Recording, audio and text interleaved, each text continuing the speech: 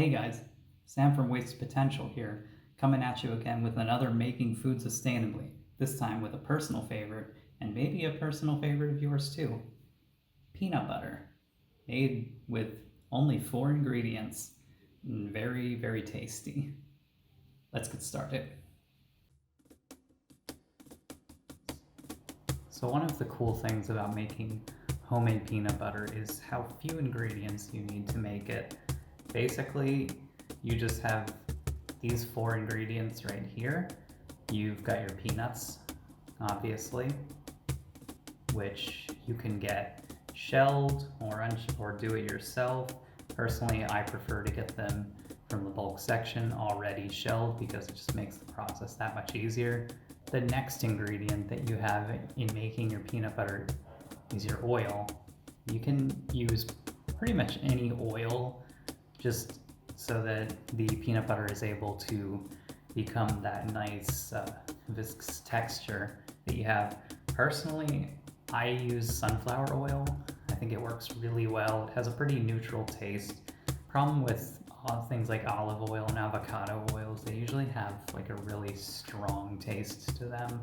It's kind of not really suitable to the taste that we're trying to go for in the peanut butter. Our next ingredient, which is probably third most important, maybe second or third, is your salt. Yeah, I have nice sea salt here. You can use table salt if you want. It doesn't really matter that much. I just like this because I think the granules are pretty cool. It adds a nice texture to everything.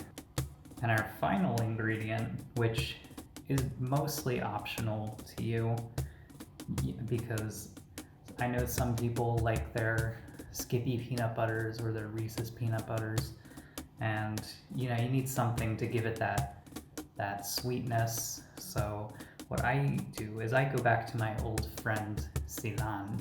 Remember the date syrup? It's very versatile. I used it for the granola, and I use it to make the peanut butter sweeter. I think it's really effective for that. Just a little bit though. I don't want my peanut butter to be too sweet, just sweet enough. So now that we know what our ingredients are, we are going to take our shelled peanuts, mine are already shelled as I explained, and we're going to spread them into a baking pan, and then we're going to pop that into our oven. Just spread it out all over into like a nice single layer. Spread that out. And we're gonna pop this in the oven for anywhere from 10 to 20 minutes. Really depends on how much of a roast you want on your peanuts. So we're gonna put this in the oven, get back in about 15-20 minutes because I like mine a little bit on the darker side. Now we've roasted our peanuts in the oven for about 15-20 minutes on about 190 degrees Celsius. First thing you're going to notice about it is the smell. It's really going to smell peanutty. I don't know any other way to describe it, but it's going to very strongly smell of peanuts, peanut butter, whatever reminds you of that scent. If that's what you're smelling, then you've probably cooked your peanuts for long enough. And they'll start to get a bit oily. Like from mine have already cooled, but when they're hot, they have a little bit of a sheen to them. Some of them have started to turn a bit brown. Maybe you can see some of the spots where they were a bit oily. So that's good that the oil's secreting, or else you're going to have a really hard time processing your peanuts. So now with our peanuts, we're going to transfer them into our handy dandy blender. Our old friend from making oat milk is going to assist us in making a nice crunchy or smooth cream peanut butter that you know and love. It's going to be great, very simple ingredients. So let's get our blender ready. Take the lid off, of course. You always want to make sure that your tools are clean. Nothing worse than having something dirty that you're using and then having to clean it first. Might as well just clean it all like right after.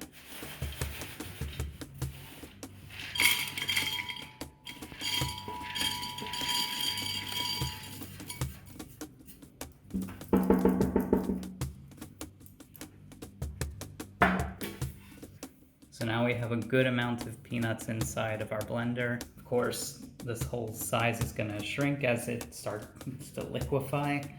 And we are probably going to end up with a jar about the size of this Ceylon, which holds about 900 grams. So it's gonna be a good, decent amount. Okay, so now we have our blender situated, ready to pulse. We're gonna pulse it for, first of all, just a few seconds just to grind it up a little bit. If you want your peanut butter to be crunchy, then you're just gonna wanna do this step and take out a few of the peanuts first and foremost.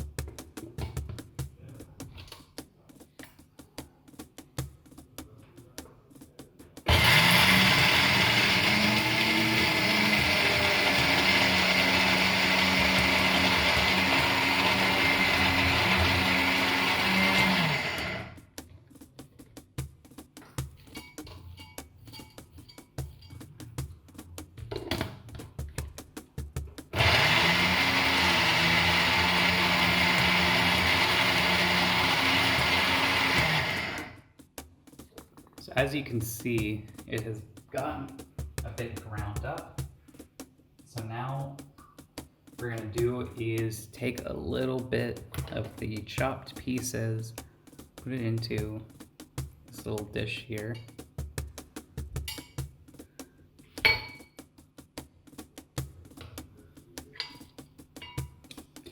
We're just doing this because, well, it comes down to your personal preference. I personally am a fan of chunky peanut butter, so I try to keep a little bit of chunks in there, and that's a good variance of shapes and sizes. That's the fun about baking it yourself. Every time that you process, you have to scrape down the sides. You gotta move it all around so that it all processes very uniform to each other.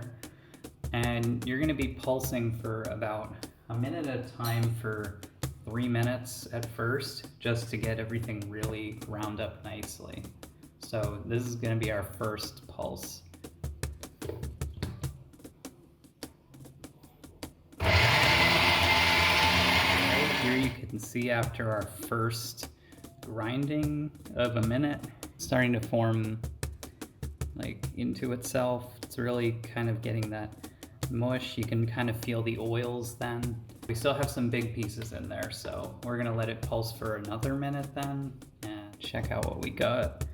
All right, it's starting to really make a nice form with peanut butter.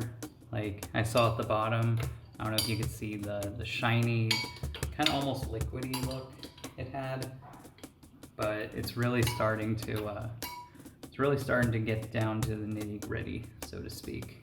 We'll give it one more pulse for another minute. Get back to you soon. All right, so let's take a look. It's really down in there. It's getting pretty thick. So now is about the time that we're gonna start adding a little bit of our oil. So basically, I don't use like a real measurement for it. I just kind of add it until I think that it has the right consistency that I'm looking for. Maybe you want it a little bit runnier, maybe you want it a little bit thicker. I kind of like it a little bit on the liquidy side, but of course it's always to preference. I'm gonna put a little bit of Ceylon in. It's more than a little bit. Some salt.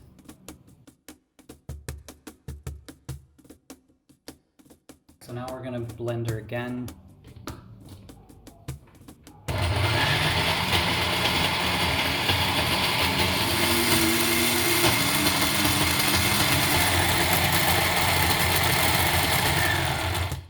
So here we are. We are about at our finished product, and this is it. You can really like go at it.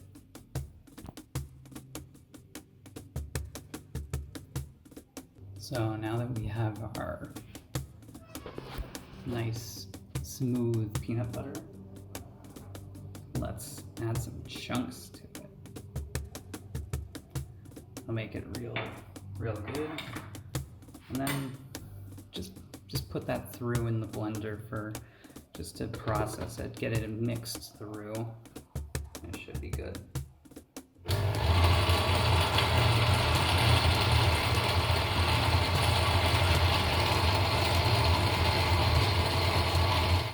All right, everyone. Now we're at that moment you've all been waiting for patiently after you've ground all of your nice peanut butter for several minutes. Been very patient, but now the best part. You get to jar your peanut butter. And so we're just gonna pour it right in. Steady as she goes. Might take a while depending on the thickness of your peanut butter, but it will eventually get in there.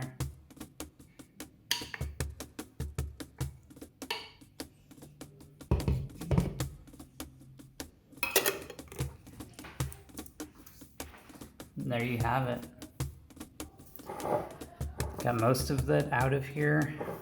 I have a nice jar of homemade peanut butter ready to be eaten.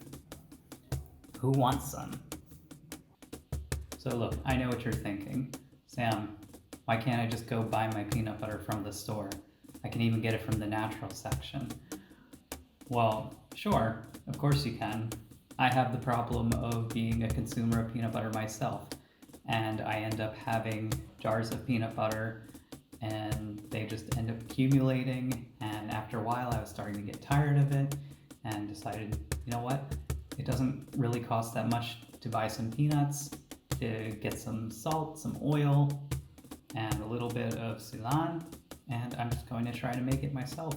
And now I make my own peanut butter. It's very great for smoothies, for just eating by itself. So let me know what you think in the comments, drop a like, hit the subscribe button, and I look forward to seeing you again. Take care. Peace out.